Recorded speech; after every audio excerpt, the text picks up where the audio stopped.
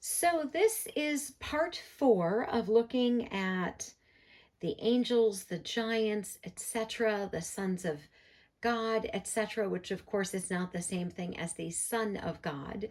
So, I added a passage here from Jude. I added verse 7. So, we're going to repeat verse 6 and just continue on. It says this: And the angels who did not keep their proper domain, but left their own abode, he has reserved in everlasting chains under darkness for the judgment of the great day. Then verse 7 says, As Sodom and Gomorrah and the cities around them in a similar manner to these, having given themselves over to sexual immorality and gone after strange flesh, are set forth as an example, suffering the vengeance of eternal fire. So, when we were looking at this and looking at these words, etc., and we talked about in Genesis 6:4, where it says that there were giants afterwards, etc., and how it says in Genesis also that all flesh has been corrupted. And so, is it possible that the reason God is asking for these particular peoples to be destroyed is because of the corruption? So, when it says in Jude verse 7, gone after strange flesh, what does that mean? What does that mean? So, remember when I took and I read Jude in that one particular video and just went through and read it? We needed that so we could look at this. What does strange flesh, what does that mean? So, we're going to look at some passages here in Deuteronomy. I know they're not in chronological order.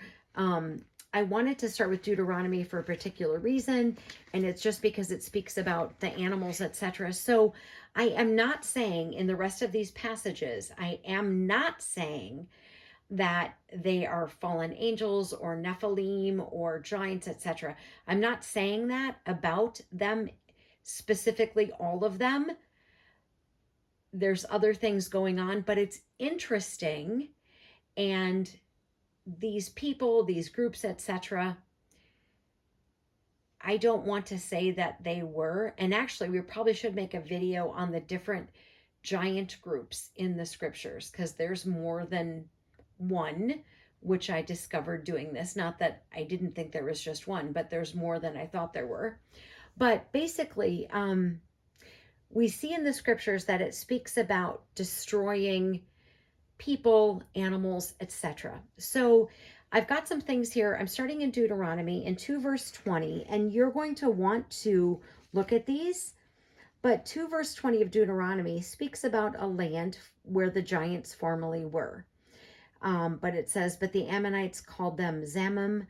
And if we look in the concordance, we see under that H1121, which is the same word for the sons of God, we see that same list of words that can be used for that Deuteronomy 2:20, where there were giants.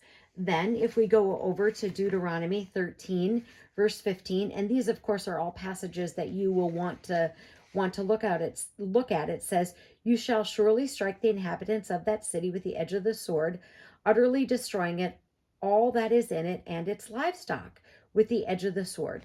So, I mean, there could be idolatry, apostasy, all kinds of things, but it's just interesting.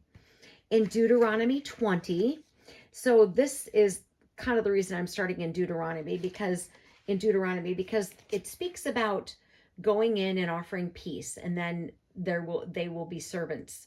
But then it says that the cities that the Lord gives you as an inheritance, let nothing that breathes remain alive.